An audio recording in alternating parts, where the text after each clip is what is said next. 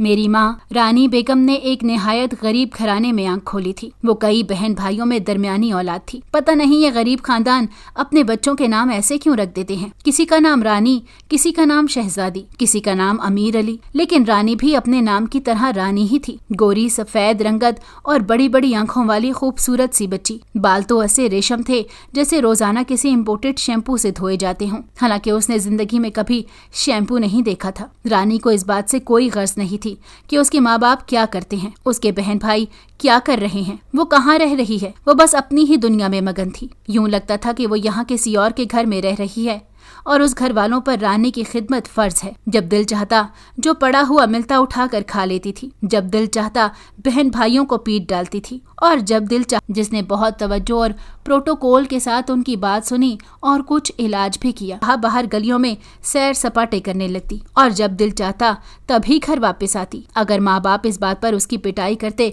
तो उसे कोई असर न होता। गुर्बत में 2 वक्त की रोटी पूरे करने वाले वालिदैन के पास इतना वक्त और इतना शऊर कहाँ होता है कि वो इस बात पर गौर करें कि उनके बच्चे क्या रवैया दिखा रहे हैं। रानी के वालिदैन का पुख्ता ख्याल था कि रानी के ऊपर आसेब है या कोई जिन आशिक हो गया है। इसीलिए जैसे ही रानी ने लड़कपन की हुदूद पार की, उसकी शादी कर दी गई। गरीबों की शादियां भी गरीबों में ही हुआ करती हैं। हाँ, लेकिन ये हुआ कि रानी को अपने घर की निस्बत से कुछ बेहतर घराना मिल गया। उसका शौहर अकबर अली लकड़ी के कारखाने में मुलाजिम था। शादी के बाद रानी की जिंदगी में कोई बदलाव न आया। उसके मिजाज में कोई फर्क न पड़ा। फर्क आया तो सिर्फ ये कि पहले वो अपने वालिदैन के घर में रहती थी, अब वो अकबर अली के घर में रह रही थी। अकबर अली या सास उसे जब कोई काम कहते कभी कर देती और कभी वो वैसे ही पड़ा रहता। शुरू में तो ससुराल वालों ने उसकी ये आदतें और तौर तरीकों की वजह से उसकी कम उम्री को समझा। इस तमाम सूरत हाल में उसकी सास इस बात से खुश थी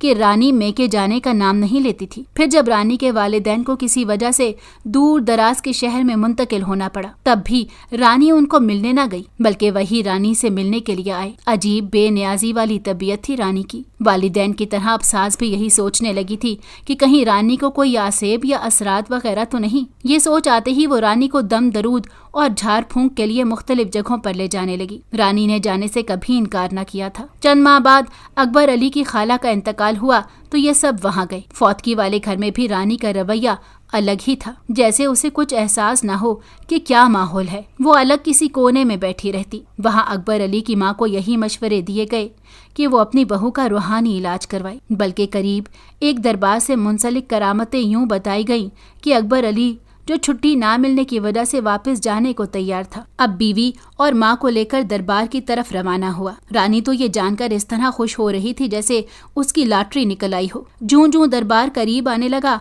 खुशी से रानी के मुंह से बेरब्त अल्फाज निकलने शुरू हो गए। अकबर अली और उसकी माँ डर गए कि रानी कोई नामानूस जबान बोल रही है, ये यकीनन कोई जिन है। दरबार पर उन्हें पीर बाबा भी मिल गया। कुछ हिदायत और कुछ खुशखबरी देकर रवाना किया। चंद दिन बाद रानी को हमल ठहर गया तो उसे दरबार और पीर बाबा की करामत करार दिया गया। रानी समेत सभी खुश थे। अब रानी के मिजाज में वाज़ेह फर्क आ चुका था। वो काफी हद तक रिश्तों और घरेलू मामलात में दिलचस्पी लेने लगी थी। फिर भी उसका ज्यादा वक्त अपनी ही दुनिया में गुजरता था। अकबर अली और उसके घर वाले इस बात पर हैरान भी थे कि रानी को कुछ भी कह ले वो शिकवा भी नहीं करती, दूसरों की बहुओं की तरह झगड़ा भी नहीं करती, बल्कि खुश थे कि कोई फरमाइश भी नहीं करती। शायद इसी वजह से उसकी अदम तवज्जुही बर्दाश्त कर लेते थे। जूं जूं वक्त गुजर रहा था, रानी की तबीयत बोझल होने की बजाय खुशगवार हो रही थी। अभी हमल के 5वें माह का आगाज ही हुआ था। एक पक्की उम्र की दाई खुद बखुद उनके घर आने लगी। रानी की सास को बहुत अचंभा हुआ, लेकिन ये सोचकर खामोश हो रही कि कहीं से सुनगुन मिल गई होगी कि इस घर में हामला है। दाइयों का रोजगार तो ऐसी बातों के साथ ही वाबस्ता है। लेकिन हैरानी की बात तो ये थी, रानी ने उस दाई का इस्तकबाल यूं किया जैसे पुरानी वाकफियत हो। दोनों कितनी ही देर सर जोड़े बैठी रहीं। सास ने कई बार छुपकर उनकी बातें सुनने की कोशिश की, लेकिन कोई सिरा हाथ न आया। दाई को जड़ी बूटियों का अच्छा खासा इल्म था। रानी बेगम ने उनसे ये सब कुछ सीखना शुरू कर दिया। रानी बेगम चाहती थी कि उनके घर के और खास तौर पर उसके जाती माली हालात बदल जाएं। उसने अकबर अली से कुछ कर्जा उठाने की बात की ताकि कोई काम शुरू कर सके, लेकिन अकबर अली ने कहा कि पहले बच्चे की पैदाइश हो जाए फिर इस मामले को देखेंगे। रानी से भला इतना इंतजार कैसे होता, लेकिन दाई के मशवरे पर वो रुक गई। वो वस्त नवंबर के दिन थे। अभी मौसम ज्यादा सर्द नहीं हुआ था कि कोहरा ही पड़ने लगे। अब किसी भी दिन रानी की ज़िंदगी मुतवक्के थी। आधी रात रानी को दर्द ज़ह शुरू हो गया और रानी की तबीयत बिगड़ने लगी। अकबर अली उसे अस्पताल लेकर जाना चाह रहा था, लेकिन रानी इनकारी थी। वो बज़िद थी दाई का इंतजार करें। अब उस वक्त दाई को कहाँ से बुला कर लाते, किसी को भी मालूम न था कि वो कहाँ रहती है। इधर फजर की अजानें शुरू हुई, उधर रानी की सांसें मुश्किल हो गई। सास जिस कदर संभाल सकती थी संभाल रही थी।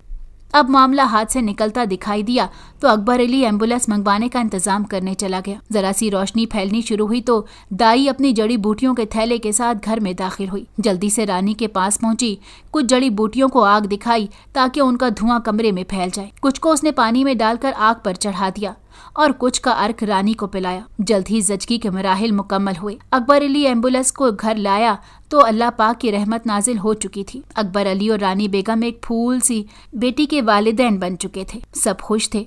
अकबर अली की खुशियों का तो ठिकाना ही न था। उन्होंने बहुत प्यार से अपनी बेटी यानी मेरा नाम हुरुलैन रखा, क्योंकि मैंने बड़ी बड़ी आंखें अपनी रानी माँ से चुराई थी। मेरी पैदाइश के बाद 2 माह कैसे पलक झपकते गुजर गए कुछ पता न चला। अब दाई सलमा की जरूरत तो बाकी न थी, लेकिन उसका और रानी माँ का याराना बन चुका था, इसीलिए उसकी आमद जारी रही। मेरी माँ ने कभी किसी स्कूल का दरवाजा तक न देखा था, लेकिन उसका जहन बहुत सा पढ़े लिखों की निस्बत ज्यादा तेज था। ऐसे ऐसे मंसूबे बनाती थी, लेकिन मेरी दादी को तो बस यही था कि रानी अब घर संभाल ले। पता नहीं क्यों ससुराल वालों की सोच घर के कामों से आगे जाती ही नहीं, कि शायद उसके अलावा जिंदगी का कोई मकसद नहीं। जैसा कि पहले भी रानी मानी बाबा से कर्जे की बात की थी, वो कोई काम शुरू करना चाहती थी। अब उन्होंने दोबारा बाबा को याद करवाया तो वादे के मुताबिक बाबा ने कुछ पैसों का इंतजाम कर दिया। रानी माँ ने उन पैसों से दाई सलमा के जरिए कुछ घरेलू इस्तेमाल की चीजें घर घर बेचने का काम शुरू किया। शुरू में तो काफी मुश्किल हुई, लेकिन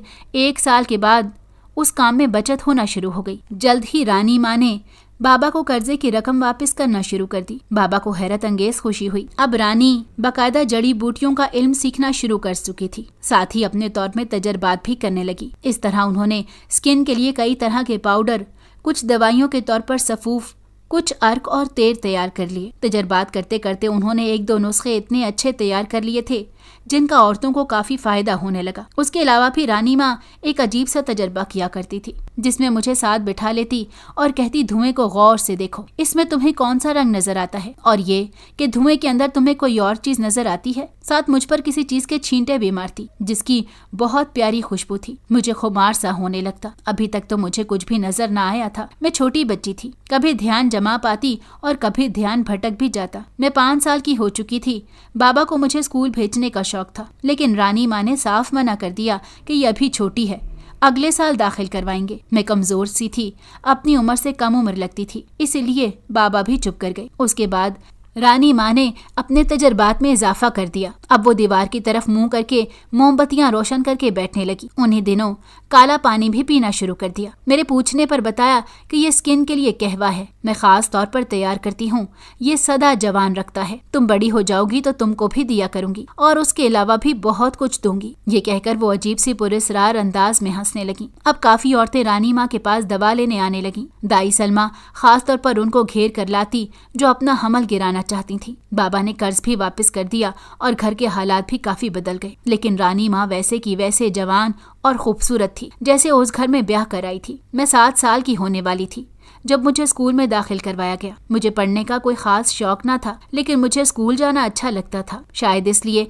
कि घर में मैं अकेली थी, मेरे साथ खेलने वाला कोई न था। इस अरसे में मेरा कोई दूसरा बहन भाई भी तो न आया था। दादी का ख्याल था कि रानी खुद ही ये सब नहीं चाहती थी। स्कूल की दुनिया मुझे दिलचस्प लगी। काफी हद तक किताबों ने भी मेरा दिल खींच लिया। एक बार टीचर्स की बातें सुनकर मैंने अपनी अम्मी का जिक्र कर दिया कि वो दवाई भी देती हैं और जवान रहने का कहवा भी पीती हैं। टीचर्स ने मेरी अम्मी को स्कूल बुलवा लिया, लेकिन रानी माँ नहीं गई। कहने लगी जिसको दवाई चाहिए वो खुद आ जाए यहाँ। बल्कि ये पैगाम दाई सलमा के जरिए टीचर्स तक पहुँचा दिया। चंद दिन बाद ही कुछ टीचर्स अम्मी से मिलने घर आईं। उन्होंने अपना मसला बताकर दवाई ली। मैं अपनी टीचर्स का यूं घर आने पर बहुत खुश थी। बाकी बातें क्या हुई ये तो मुझे मालूम न हो सका। पता नहीं टीचर्स ने अम्मी से दवा ली थी या नहीं, लेकिन 10 दिन बाद ही उस कम उम्र टीचर का अचानक इंतकाल हो गया। न सिर्फ उसके घर वालों ने बल्कि स्कूल की बाकी टीचर्स ने भी इसकी कुल जिम्मेदारी मेरी अम्मी को करार दिया। यहाँ तक कि ये पुलिस केस बन गया। बाबा और दादी इस बात पर बहुत बरहम थे। उन्होंने अम्मी को सख्ती से इस काम से मना कर दिया, लेकिन अम्मी ने पहले कभी किसी बात का असर लिया था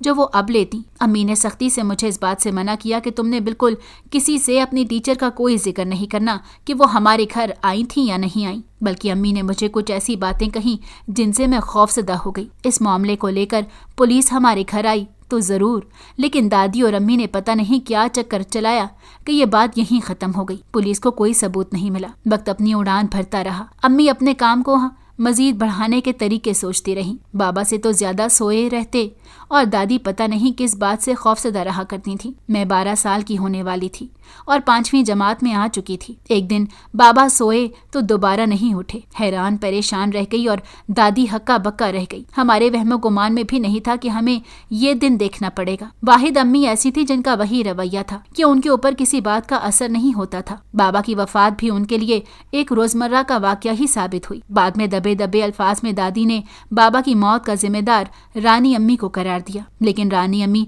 हर बात से बेनियाज अपने कारोबार को बढ़ाने में लगी रही। रानी अम्मी के सामने कई रास्ते थे, उन्हें कई मशवरे भी मिलते थे। कोई कहता कि आप अपनी उन जड़ी बूटियों वाली अद्वियात को बाकायदा हर्बल प्रोडक्ट बनाकर मार्केट में ले आए। कोई अपने कारोबार में हिस्सेदार बनाने की ऑफर करता, लेकिन रानी माँ ने जो फैसला किया वो ये था कि वो शहर में बड़ा बुटीक बनाना चाहती थी, जिसके लिए उन्होंने अपने घर के पास ही एक सिलाई स्कूल कायम करने का फैसला कर लिया, ताकि वो बुटीक के जरिए शहर की अपर क्लास के साथ मुतारिफ हो सकें और वहाँ अपनी जगह बना सकें। अब हर मामले में दाई सलमा उनका राइट हैंड थी। इस पूरे मंसूबे के लिए बाकायदा मंसूबा बंदी की गई। सबसे पहले अम्मी ने घर बदल लिया। कुछ लोगों को मुलाजमत पर भी रखा गया। बाकायदा किराए पर बिल्डिंग लेकर सिलाई स्कूल कायम कर दिया गया। दवाइयों, जड़ी बूटियों और स्किन पाउडर का काम साथ साथ जारी रहा। सिलाई स्कूल में पहले साल तो ट्रेनिंग होती रही, उसके बाद बाकायदा तौर पर गारमेंट्स मशीनें रखकर बुटीक के लिए माल तैयार होने लगा। पहले साल स्कूल कायम किया गया और अगले साल शहर के पोश इलाके में बुटीक का बाकायदा इफ्तिताह कर दिया गया। उसके लिए रानी माँ ने बहुत अच्छा सा फंक्शन अरेंज किया, जहाँ पर बड़े बड़े लोगों को बुलाया गया। यहाँ माँ के हुस्न शबाब ने सोने पर सुहागा का काम किया। रानी अम्मी ने बाकायदा ग्रूमिंग का कोर्स किया। हैरत की बात यह थी कि इस तमाम अरसे में अम्मी ने दादी या मुझे साथ शामिल नहीं किया, बल्कि कई जगह तो उन्होंने मुझे सख्ती से मना किया कि तुमने सामने नहीं आना। वो मुझे समझाती कि अब तुम बड़ी हो रही हो, तुम जवान हो रही हो, मैं नहीं चाहती कि लोगों की नजरें तुम पर पड़ें। मैंने दिल ही दिल में हंस पड़ती कि अब अम्मी के होते हुए लोगों की नजरें मुझ पर कैसे पड़ सकती हैं। माना कि मैं आपकी बेटी हूँ, लेकिन मैं कहीं से भी आपकी बेटी नहीं लगती और ना ही आप 14 साल लड़की की माँ लगती हैं। कुछ बाबा की वफात की वजह से और कुछ हालात की वजह से जब मैं फेल हुई तो उसके बाद मेरा दोबारा स्कूल जाने को दिल ही ना चाहा। अम्मी को भी शायद यही बात अच्छी लगी। उन्होंने भी मुझे दोबारा स्कूल भेजने के लिए कोई बात ही नहीं की। मैं दादी के साथ मिलकर घरेलू कामों में मसरूफ होने लगी। वैसे भी दिल हर चीज से उचाट हो चुका था। मुझे अम्मी के सिलाई स्कूल और बुटीक से कोई मतलब न था। दादी ने मेरे नाना नानी से राब्ता करने की कोशिश की, लेकिन वो न जाने कहाँ गुम हो चुके थे, जबकि मेरा ख्याल था इसमें भी अम्मी की कोई प्लानिंग रही होगी। उन्होंने अपने वालिदैन को कोई गलत इत्तला भिजवा दी होगी और घर बदलने की वजह से वो लोग भी हमें ढूंढ नहीं पाए। मैं 15 साल की हुई तो अम्मी ने एक धमाका कर दिया। मेरे सर पर गोया आसमान टूट पड़ा। मैंने कभी ख्वाब में भी न सोचा था कि अम्मी मेरे साथ ऐसा भी कर सकती हैं। लेकिन सच कहा है, जिंदगी की हकीकतें बहुत तल्ख होती हैं। अपनों का खून कब सफेद हो जाए कुछ पता नहीं चलता। मुझे समझ नहीं आ रही थी इस बात पर मैं हंसूं या रोऊं। मैं हक्का बक्का दादी की तरफ देख रही थी। रानी अम्मी ने खबर ही ऐसी सुनाई थी। खबर ये थी कि रानी अम्मी शहर के एक बड़े सनतकार के साथ शादी करने जा रही थी और शहर के उस हलके में किसी को भी नहीं मालूम कि रानी अम्मी बेवा है और एक 15 साल लड़की की माँ है। उस पर मजीद सितम ये कि हम जिस नए घर में शिफ्ट हुए थे वो किराए का घर था और अब रानी अम्मा को उससे कोई सरोकार न था कि उनकी बेटी और दादी कहाँ रहेंगी। ये सुनते ही दादी वहां से चुपचाप उठकर अपने कमरे में चली गईं। मेरे कहने के लिए तो कोई बात बाकी ही ना बची थी। रानी माँ भी अपनी बात मुकम्मल करके अपने कमरे में जा चुकी थी। मैं सारी रात सोफे पर बैठी रही। कब आंख लगी कुछ पता न चला, लेकिन जब आंख खुली तो मेरा एक और नुकसान हो चुका था। दादी इस घर से जा चुकी थी। अब मेरे पास करने के लिए कुछ भी बाकी न था। मैं बस खामोश तमाशाई बनकर रह गई थी। एक हफ्ते के बाद माँ की शादी थी और माँ ने मुझे सख्ती से मना किया था कि तुमने किसी के सामने नहीं बताना कि तुम मेरी बेटी हो। तुमको मैं अपने साथ ले जाऊंगी, लेकिन तुम्हारा तारुफ यही होगा कि तुम मेरी वर्कर हो। मैंने किसी से क्या कहना था। मुझे तो यूं लगा जैसे मेरी कुव्वते गोयाई ही खत्म हो गई हो। अगले हफ्ते माँ की शादी हुई। मेरी 36 साला माँ कहीं से भी 30 साल की भी नहीं लग रही थी। खूबसूरत, स्मार्ट और नौजवान। रानी माँ का ख्वाब पूरा हुआ। एक बड़े सन्नतकार की दूसरी बीवी बनकर उसके महलनुमा घर में जा उतरी, जहाँ तर्ज खाकर एक कमरा उनकी वर्कर को भी दे दिया गया, जो कि सर्वेंट क्वार्टर्स के साथ था। एक घर में रहते हुए कभी रानी माँ ने रिश्तों की परवाह नहीं की थी। बेटी के अहवाल से अनजान रही थी, तो अब पराए घर में जहाँ वो अपनी नई दुनिया बसाने में मगन थी, वहाँ उन्हें बेटी का ख्याल कैसे आ सकता था। लेकिन फिर भी दूसरे तीसरे दिन मेरा दिल रानी माँ को ढूंढने लगता। अगर वो नजर आ जाती थी तो दिल को कुछ तसल्ली हो जाती थी, वरना मेरे लबों पर ताला पड़ा था। उस नए घर में किचन की जिम्मेदारी या हाउस मैनेजर कह लें, नासरा बुआ थी। सबने बुआ जी कहकर पुकारते थे। बाकी मुलाजमीन के साथ उन्होंने मेरी ड्यूटी भी लगा दी थी। मेरे हिस्से में ज्यादा सफाई का काम आता था। जिंदगी तो गुजारनी ही थी। कभी बिल्कुल गायब दिमागी और बेदिली के साथ काम निपटा देती थी और कभी बहुत दिल लगाकर अपना काम करती थी। नासरा बुआ ये सब कुछ नोट कर रही थी। इस पूरे घर में मुझे सिर्फ नासरा बुआ ही एक ऐसा इंसान लगती थी कि जिनके पास दिल है, कोई एहसास है। वरना रानी अम्मी के नए शौहर भट्टी साहब, उनकी वालदा और बहन भाई पता नहीं किस सियारे के मखलूक थे। गरूर और बदतमीजी से भरे हुए लोग, जो आपस में भी इतनी नखूत के साथ बात करते थे। भट्टी साहब की छोटी बहन को तो पता नहीं मेरे साथ क्या चिढ़ हो गई थी कि उसका दिल चाहता था हर वक्त मेरी बेइज्जती करे और मुझे टीज करे। कभी जानबूझकर मुझसे अपने जूते साफ करवाती और कभी सबके सामने जरा सी बात पर इस कदर ज्यादा इंसल्ट कर देती। शायद उसे अपनी भाभी पसंद नहीं थी, इसी वजह से वो भाभी की वर्कर पर गुस्सा निकालती थी। एक दिन खाने की टेबल पर जब बिला वजह वो चीखने चिल्लाने लगी तो मैंने भी अपनी वजाहत देने की कोशिश की। मेरा इतना कहना ही जुर्म हो गया। भट्टी साहब की वालदा ने मुझे थप्पड़ मार दिया और मैं रोती हुई वहां से चली गई। खाने के बाद जब सब टेबल से उठ गए, अपने अपने कामों में मसरूफ हो गए, तो नासरा बुआ मेरे पास आई तो खाना लेकर आई थी। उन्होंने मेरे आंसू पोंछे, मुझे अपने हाथ से खाना खिलाया और आहिस्ता आहिस्ता समझाने लगी। मैं उन्हें क्या बताती कि मैं किस दर्द से गुजर रही हूँ, लेकिन बहरहाल उनके इस तरह आने से मुझे बहुत ढारस मिली। अभी भट्टी साहब की बहन का गुस्सा कम नहीं हुआ था कि उनके छोटे भाई की तवज्जो मेरी तरफ हो गई। अब उसने भी बहन की तरह बात बेबात मेरे हर काम में नुक्स निकालने शुरू कर दिए। जब उनकी माँ ये सब देखती तो वो मुझे मजीद डांटती और सजा के तौर पर मुझे मुश्किल काम और कभी कभी खतरनाक काम भी सौंप दिए जाते। कभी लॉन के घास की कटाई, जिसकी मशीन मुझसे हिलाई भी न जाती थी। कभी सर्दियों की ठंडी रात को ऊपर छत की सफाई करने को कह देते। गर्ज यूं जलील करने में पता नहीं कौन सी तस्कीन मिल रही थी। एक दिन तो हद ही हो गई। भट्टी साहब का छोटा भाई यानी मेरी माँ का छोटा देवर अपने कमरे में दोस्त के साथ बैठा था कि मुझसे बर्तन कमरे में पहुंचाने के लिए कहा गया। जब मैं लेकर गई तो देखा दोस्तों के साथ कुछ पी रहा था। उन सब ने मेरे साथ बदतमीजी करने की कोशिश की, लेकिन मैं किसी न किसी तरीके से कमरे से बाहर निकल आई और ना सिर्फ बुआ को बताकर अपने कमरे में चली गई। रानी अम्मी के छोटे देवर ने इस बात को अपनी अना का मसला बना लिया। अब जहाँ मौका मिलता उसे मेरे साथ दस्तदराजी करने की कोशिश करता। एक दो बार तो उसने मुझे छूने की भी कोशिश की। मैं सूरत हाल से बहुत खौफजदा थी। मैं ये बात रानी अम्मा को बताना चाहती थी, लेकिन कितने ही दिन से मैंने उन्हें देखा नहीं था। अगर नजर आ भी जाती तो मैं उन्हें यूं सबके क्या कहती। अगले चंद दिन में छोटे साहब का अपने दोस्तों के साथ सैर पर जाने का प्रोग्राम बन गया। जब मुझे पता चला कि वो तकरीबन अगले 10 दिन घर पर नहीं होगा तो मैंने सुकून का सांस लिया और घर का काम काज करने में, घर में फिरने में कुछ आसानी महसूस की। इंसान सोचता कुछ है और तकदीर में कुछ और लिखा होता है, जो आपके वहमो गुमान में भी नहीं होता। छोटे साहब असद भट्टी को गए हुए 2 दिन हो चुके थे। मेरे सर से काफी हद तक खौफ और बोझ उतरा हुआ था। एक मुलाजमा की तबीयत खराब हो गई थी तो नासरा बुआ ने असद साहब के कमरे की सफाई की जिम्मेदारी मुझे दे दी। सारा दिन अपने काम ठीक तरीके से अंजाम देकर जब मैं अपने कमरे में पहुंची तो थक हार कर लेट गई। मेरी आंख लग गई। आंख खुली तो रात का आगाज हुए कुछ देर हो चुकी थी। मुझे याद आया बेडशीट उतारी ही नहीं और कुछ लॉन्ड्री के लिए कपड़े वो मैं असद साहब के कमरे में ही टोकरी में भूल आई हूँ। उफ खुदा, अब मैं अपनी मजीद इंसल्ट बर्दाश्त नहीं कर सकती कि सबके सामने मुझे थप्पड़ मारे जाएं, गालियां दी जाएं। वैसे कभी कभी मेरा दिल चाहता कि मैं सबको बता दूं कि मैं रानी बेगम की बेटी हूं। फिर ख्याल आता अगर उन्होंने मुझे बेटी कहना होता तो पहले ही दिन ये रिश्ता ना छुपाती। सो यही बेहतर है कि चुपके से जाकर कपड़े उठाकर धुलाई वाले हिस्से में रखाती हूँ। मुझे यही बेहतर लगा तो मैं चुपके चुपके साहब के कमरे में पहुंच गई।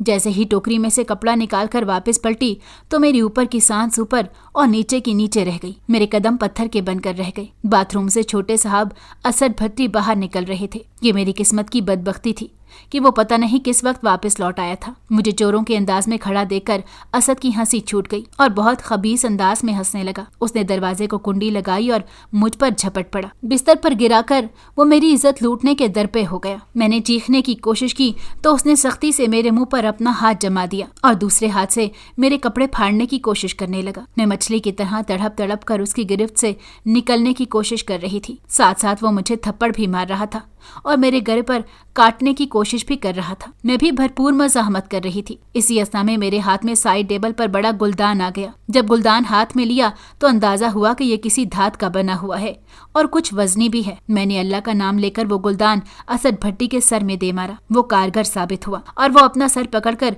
दूसरी तरफ लहरा कर गिरा। मैंने एक लम्हा जाया किए बगैर कमरे की खिड़की से बाहर छलांग लगाई। अब मैं एक लम्हा भी उस घर में नहीं रुकना चाहती थी। मैंने रुककर सिर्फ चंद लम्हे अपना सांस बहाल किया और आहिस्ता आहिस्ता पिछली दीवार की तरफ बढ़ने लगी। मुझे नहीं मालूम कि मैंने किस तरफ दीवार फलांगी और सड़क पर कूद गई। बगैर दुपट्टे के नंगे पांव में अंधाधुंध भागने लगी और जब कुछ मालूम नहीं था कि मैं किस रुख पर भाग रही हूँ और मैं कहाँ पहुँचूंगी। बस मैं जल्द अज जल्द इस खौफनाक घर से दूर हो जाना चाहती थी। लेकिन मेरी किस्मत में अभी बहुत सी अजियतें बाकी थी। मुझे बिल्कुल रास्ता नहीं मालूम था। मैं बहुत देर से एक ही जगह पर घूमे जा रही थी। मेरे पाँव से खून रिसने लगा था। मैं थक कर एक बाड़ के पीछे छुप कर बैठ गई। तकरीबन आधा घंटा ही गुजरा होगा कि मुझे दोबारा खौफ आने लगा। मैं वहां से निकलकर किसी गार्ड वगैरह की तलाश में निकलने लगी। लेकिन मुझे कुछ समझ नहीं आ रहा था कि मैं किससे मदद मांगूं। मुझे हर किसी से खौफ आ रहा था। एक सोच आती कि आधी रात तो गुजर चुकी है, जैसे तैसे 2-3 घंटे मजीद गुजार लूं। जैसे ही सुबह करीब होगी तो लोगों का आना जाना शुरू हो जाएगा तो मुझे मदद जरूर मिल जाएगी। दूसरी तरफ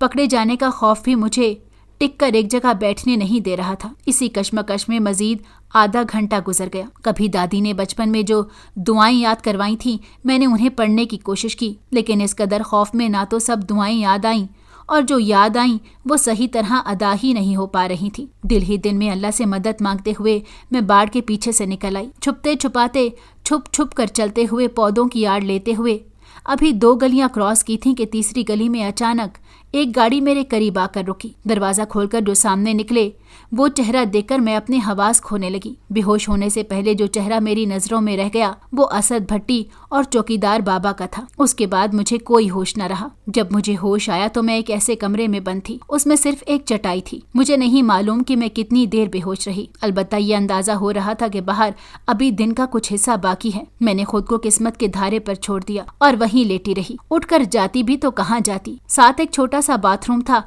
मैं जख्मी भी थी और भागने की कोशिश में मजीद हुलिया खराब हो चुका था। मेरे कपड़े भी कई जगह से फट चुके थे और मैं भूखी भी थी। वही चटाई पर लेटे लेटे मैं अपने बीते हुए दिन याद कर रही थी। मुझे बाबा बहुत याद आ रहे थे। मैं दादी का सोच रही थी। पता नहीं कितनी देर मैं यूं ही चटाई पर लेटे बे आवाज रोती रही। वो रात वहीं गुजर गई। मुझे लगा कि मुझे यहाँ बंद करके मरने के लिए छोड़ दिया है तो ठीक है।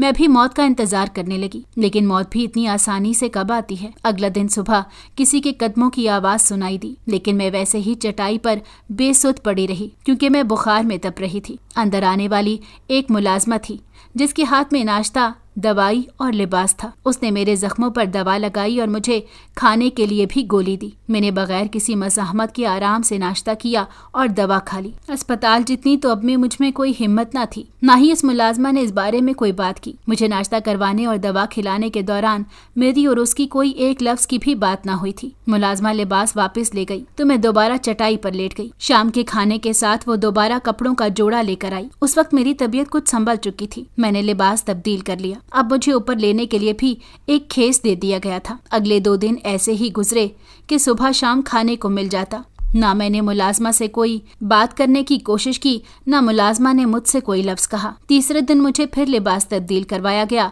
और हाथ मुंह धोने की सहूलत भी दी गई। हुलिया कुछ बेहतर हुआ। कोई और भी कमरे में दाखिल हुआ और मुलाजमा को जाने को कहा। देखा तो वो असद भट्टी था। मैं जैसे बैठी थी वैसे ही बैठी रह गई। अब मुझे कोई खौफ महसूस नहीं हो रहा था। वो मेरे पास चटाई पर ही बैठ गया। जब मेरी तरफ से कोई रद्द अमल नजर नहीं आया तो उसने मुझे थप्पड़ मारा और बताने लगा कि उसने मेरा सारा पता करवा लिया है। हम माँ बेटी ने उनके घर को लूटने की खातिर भट्टी साहब से शादी की। अब वो रानी माँ को भी यही पहुँचाएगा। मैंने कोई जवाब न दिया, यहाँ तक कि उसकी तरफ नजर उठाकर भी न देखा। मैं पहले ही मर चुकी थी। एक मुर्दे के साथ जो भी करो उसे क्या एहसास होना। वो मुझे ठुड्डे मारकर ये कहता हुआ चला गया कि कल मेरी जिंदगी का आखिरी दिन होगा। वो मुझे जान से मार देगा। उसके ठुड्डे की वजह से मैं जहाँ गिरी थी वहीं पड़ी रही। मेरा दिल ही नहीं चाहा उठने को। चंद घंटे भी न गुजरे थे कि मुलाजमा शाम का खाना ले आई। उस वक्त मेरे मन में पता नहीं क्या आया कि मैंने मुलाजमा से कहा कि अगर मुमकिन है तो मुझे वजू करवा दो। पता नहीं मेरे लहजे में कुछ ऐसा था या खुदा जाने क्या वजह थी कि उसने मुझे वजू भी करवा दिया और जाए नुमाज भी ला दिया। वो चली गई तो मैं सजदे में गिर गई। बस अल्लाह से ये कहने लगी कि ऐ मेरे रब, मेरे खालिक, मुझे माफ कर दे। तू तो माओं से भी बढ़कर अपने बंदों से प्यार करता है। उसके बाद रोते रोते वहीं कब आंख लग गई कुछ पता नहीं। अगला दिन गुजर गया। असद भट्टी नहीं आया। उससे अगला दिन अभी तुलू नहीं हुआ था। शायद तहज्जुद का वक्त था। बाहर से खटर पटर की आवाजें आईं, कुछ सामान गिरने की और कुछ घसीटे जाने की। मैं कलमा पढ़ने लगी कि शायद मेरी जान लेने के लिए आ गए हैं, तो आखिरी वक्त कलमा तो पढ़ लूं। अचानक धक्के से दरवाजा खुला तो वहाँ फोर्स के आदमी थे। 7 चौकीदार बाबा थे। उन्होंने जल्दी से मुझे उठाया कि चलो जल्दी बाहर निकलो, हम यहाँ तुम सबको निकालने आए हैं। मैं खामोशी से चल दी। हमें गाड़ियों में बिठाकर काफी दूर एक इमारत में ले गए। मुझे जिस कमरे में ले जाया गया वहाँ मेरे समेत 9 लड़कियां थीं, कुछ बुरे हाल में, कुछ कदरे बेहतर हाल में। वहाँ डॉक्टर हमारा चेकअप कर रहे थे। हमें इंजेक्शन और ड्रिप वगैरह लगाई गई थी। उसके बाद कुछ हौसला तसल्ली देने वाले अफराद ने बात की और हमसे कुछ सवाल किए। मेरे अलावा सबने कुछ न कुछ जवाब दिया। मैं बिल्कुल नहीं बोली। फिर चौकीदार बाबा भी वहाँ आ गए। जब उन्होंने कहा कि इसका जामिन मैं हूँ, तब मैं फट पड़ी कि उस दिन सड़क से उठाकर गाड़ी में डालकर इस कोठरी में कैद करने वाले आप ही थे। अब किस बात के जामिन बन रहे हैं? जो ऑफिसर हमें यहाँ लाया था वो कहने लगा, हम आपको सब बता देंगे। फिलहाल इतना समझ लें, ये उनके साथी नहीं है, ये हमारे साथी थे और चंद वजूहात के लिए वजह से उनमें शामिल थे। हमारा पहला मकसद आप लड़कियों को महफूज करना था। ये सब भी आपके साथ वहाँ कैद थी और आज आपकी खेप किसी दूसरे मुल्क रवाना की जानी थी, समंदरी रास्ते से। आपकी डील फाइनल हो चुकी है। अब हमारा दूसरा ग्रुप उस वक्त उस गैंग को गिरफ्तार करने में मसरूफ है जिसका एक मेंबर असद भट्टी भी है। मैं बस खामोशी से सुनती गई। उसकी बात फिलहाल मेरे पास कहने को कुछ भी नहीं था। तकरीबन 5 घंटे बाद हमें इत्तला मिली कि गैंग पकड़ा गया है, उनका एक बंदा मारा गया है। मेरे दिल से दुआ निकली, काश वो असद भट्टी हो। लेकिन कहने से क्या होता है, असद भट्टी अपनी कमीनगी के साथ जिंदा था और अभी उन सबकी गिरफ्तारी राज में थी। अभी सारे मामले को तय होने को 1 हफ्ता लगना था। इस दौरान हम लड़कियों को दारुल अमान रहना था। हम में से 2 आला तबके की ओहदेदारों की बेटियां थीं। उनकी फैमिलीज ने बहुत शोर मचाया हुआ था। मेरे दिल के अंदर से कोई सर्द सी लहर गुजर गई कि हमारा कौन था जो कोई आवाज उठाए। 2 दिन के बाद लड़कियों की फैमिलीज को साथ जाने की इजाजत मिल गई। सब लड़कियां चली गईं तो मेरा नाम पुकारा गया। मैं हैरान और खौफजदा भी थी कि मुझे क्यों बुलाया जा रहा है। जब देखा तो मुझे चौकीदार बाबा ले आने आए हुए थे। मैं वापस पलट गई। मैंने दारुल अमान वालों को दरख्वास्त दी थी कि मेरा कोई नहीं है, मुझे यहाँ रहने की इजाजत दें। चौकीदार बाबा बोले, हूर बेटा, एक बार मेरे साथ चलकर पूरी बात सुन लो। अगर तुम्हारा फिर भी यही फैसला हुआ तो मेरा वादा है कि तुम्हें खुद यहाँ छोड़ जाऊंगा। मैंने उनकी मुकम्मल बात सुनी ही नहीं थी। मैं तो लफ्ज हूर पर ही दम बखुद रह गई थी। आप ये नाम कैसे जानते हैं? मैंने घबरा कर पूछा। जमान बाबा मुस्कुराए, कहने लगे, उसका जवाब भी तुमको मेरे घर में मिलेगा। खैर, मैंने उनके साथ जाने का फैसला कर लिया। मौत को तो छू आई थी मैं। अब मजीद कौन सा हादसा या सदमा रह गया था जो मैं देख न सकूं। मैंने अल्लाह का नाम लिया और उनकी गाड़ी में बैठ गई। तकरीबन 1 घंटे के सफ़र के बाद एक देही इलाके में बाबा के घर पहुंचे तो बाबा की बड़ी सी फैमिली के दरमियान जो औरत बैठी थी उसे देखकर मैं चीखती चिल्लाती भागी और जाकर उसके गले लग गई और जोर जोर से रोने लगी। वो औरत मेरी दादी थी, वो भी मुझे लिपटा कर रोने लगी। जब दिल का बोझ कुछ हल्का हुआ तो मैंने पूछा, आप कहाँ चली गई थी मुझे छोड़कर? तब दादी ने बताया कि उस दिन जब रानी बेगम ने अपनी शादी का फैसला सुनाया तो मैं जल्दी से उठकर कमरे में आई थी। अपने और तुम्हारे कमरे से जो नकदी या कोई अहम चीज नजर आई, कागजात वगैरह, वो उठाकर बैग में रखे और सुबह की नमाज से भी पहले मैं उस घर से निकल आई ताकि तुमको महफूज करने की राह निकाल सकूं। लेकिन मुझे कुछ देर हो गई और तुम उस भट्टी के घर फंस गई। बहुत मुश्किल से हम उस जमान बाबा तक पहुंचे कि ये वहाँ चौकीदार है, तुमसे मिलवा देगा। उसी से तुम्हारे हालात मालूम हुए और जब उसने बताया कि ये फोर्स के साथ मिला हुआ है और ये भट्टी कैसे मुजरिम है तो मेरे हाथों के तोते उड़ गए। इससे पहले कि जमान बाबा तुम्हें इस घर से निकालता,